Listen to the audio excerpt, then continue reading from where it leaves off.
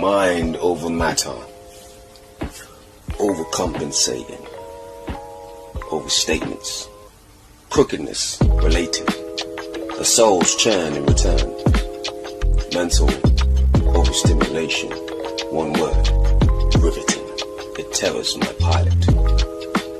Streams that are promised to make seeking less. And we're in the room, as my brother would like to say. Greetings, everyone, greetings. You are through to the Mad Poet Podcast. Welcome. I am your host, the Mad Poet, otherwise known as Alex Murder. Hope you're doing well. Hope you're doing, having a good one.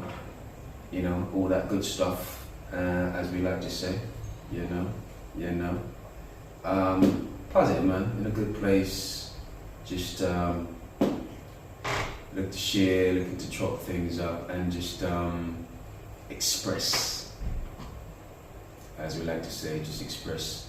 Perhaps you'll listen to the audio, you're not necessarily watching things if you're not on YouTube. Right now I'm in a different space, a great space, and well, it's looking pretty lovely. Let's be real. You're looking live, you know what I mean? We're doing it live tonight, you know? And no man, it's great. I just want to give currently, if you're in the UK, this is happening where I'm at right now, at the Doorstone Lounge.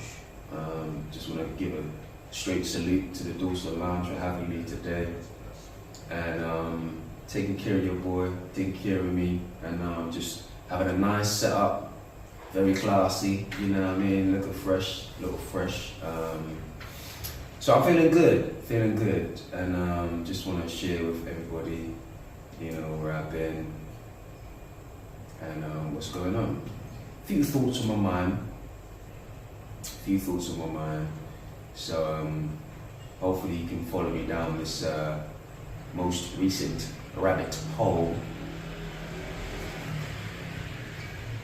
And truth be told, you know, for this occasion, I thought it's a special occasion, the first time, you know, I'm doing podcasting or doing a episode in this spot, and this spot is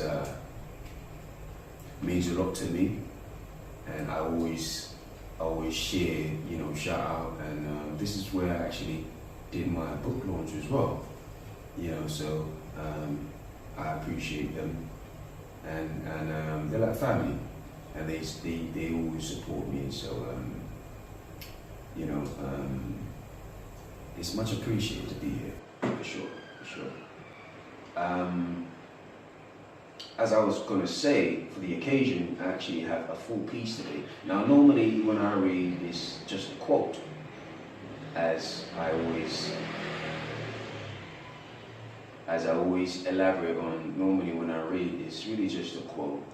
But I actually got a full piece today, and this is a rare treat. Now, I do actually express or, you know, recite full pieces, but not often. On rare occasions I would, but I thought this was a great time for it. So, but before we get there, you know, I hope everybody's doing well. So yes, the piece. Let's get to the piece, shall we?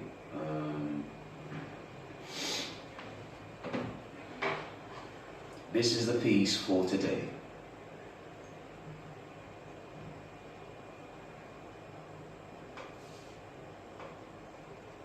They say the tree is destined to grow, but am I supposed to reap what I sow? What if my faith, like perception, thrives backwards? The ultimate chaos, for the only thing I witnessed born was nettles, spikes and thorns, for I never took the time to apply the right form.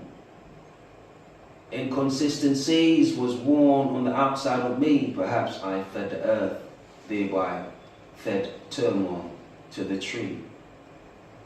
The mind is refined only by the growth that's inside.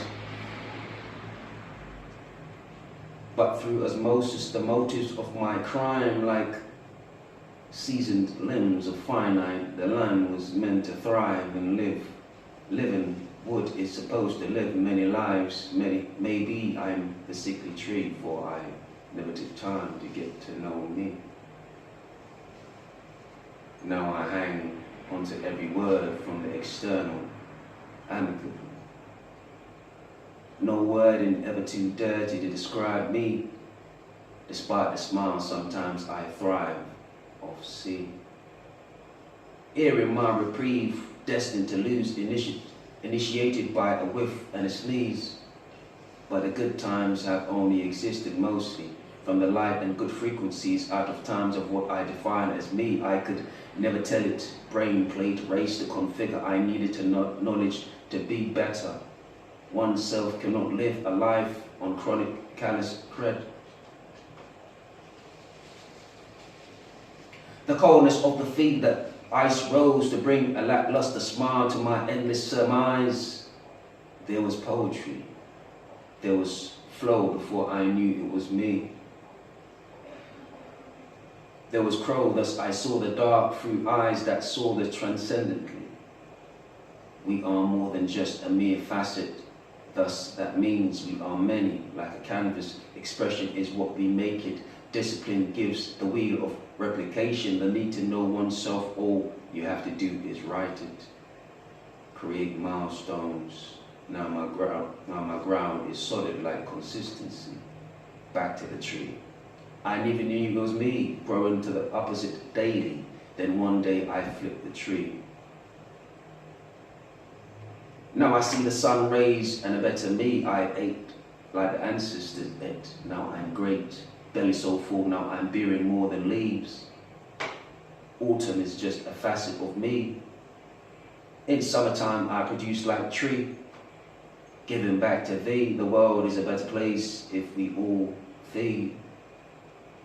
Thus make sure you find time to feed your tree. And the line again, thus make sure you find time to feed your tree.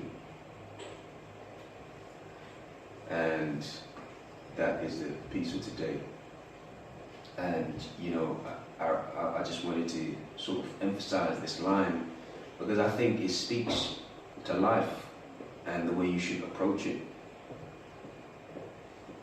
These days, you know, as we know, we speak about self-care so much. But as mentioned, it's important to feed that tree, which is supposed to be yourself, you know. Giving back works both ways. You want to give back to your environment, your people that are always there for you, but make sure you give to yourself as well, you know. I think that's very important, in my opinion, if nothing else. But I digress. Let's move on. Let's move on. But before I do, I hope you can relate to this piece that I've just recited.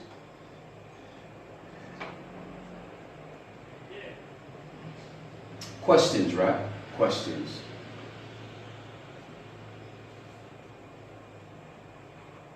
This was pretty much the first thing that came to mind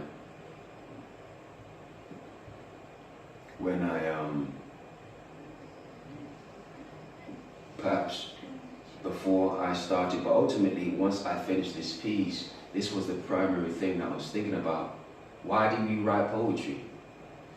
Or to make it a bit more of a general thought, why do we create? You know, I for myself, I think it's very specific. Why do I write poetry? people that's actually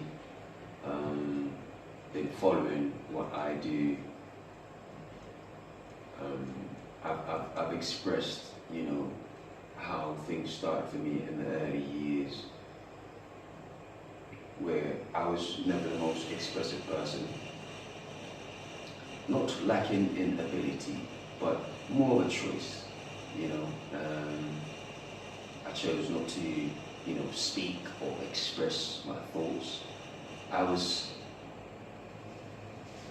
to be blunt, perhaps more of an observer. So I would just observe the world around me. Just understanding, probing, taking trials, and getting to know who I am in relation to the world around me, one could say. But of course, unlike, just like anything else,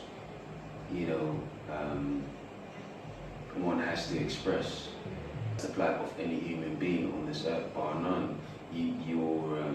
It's a responsibility. It's part of your responsibility to express.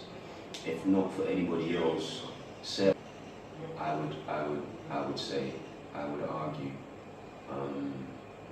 because if it's not going out, it's in. If you're not exploding, you're imploding. It's that simple. So, we hear about people, just exploding one day and they just crash out, they go crazy, they do things that are just so off key, or you always hear about these people that are so explosive, but they spent their a lifetime painting this narrative, and I say narrative in terms of their actions of never hurting a fly. And then suddenly one day you wake up and you've perhaps hurt somebody or injure yourself, or I don't really want to say that word where suddenly you passed away and you did it to yourself. So I think these are some of the more extremes that we speak about when we talk about not expressing oneself, not taking time to diffuse situations, matters that we're experiencing. That is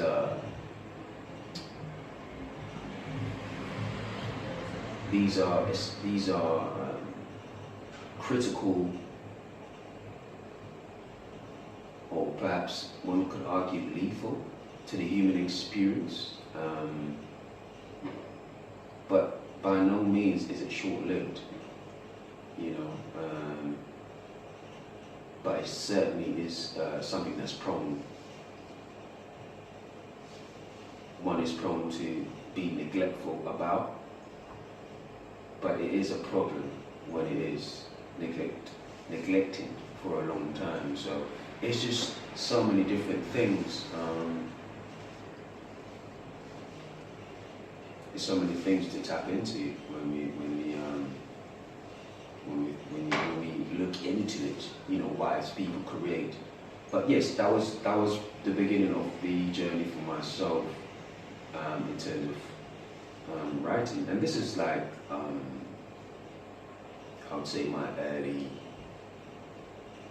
teenage years. I started writing poetry when I was around 13, so you do the math.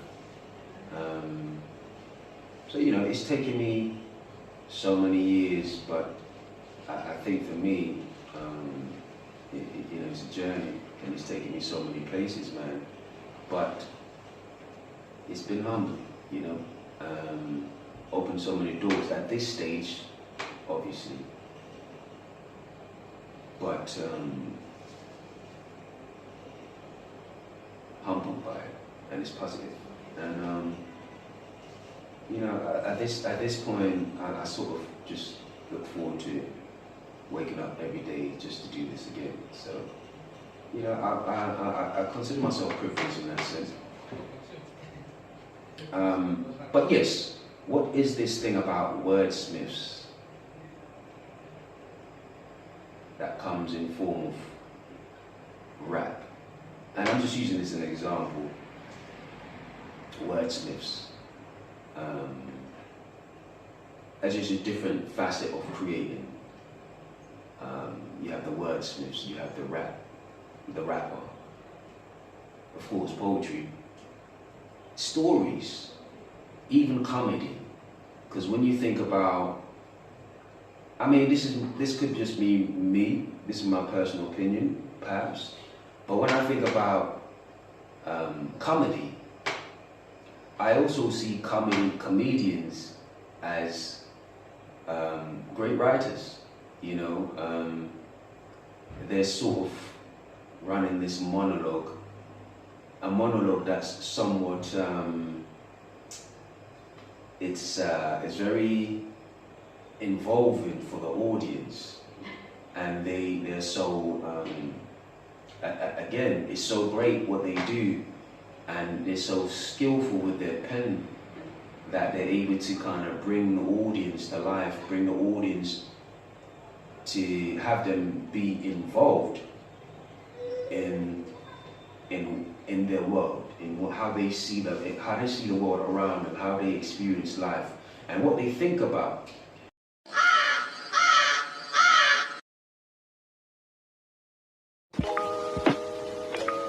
Mind over matter, overcompensating, overstatements, crookedness related, a soul's churn in return, mental overstimulation, one word, riveting, it terrors my pilot. Streams that are promised to make seeking less.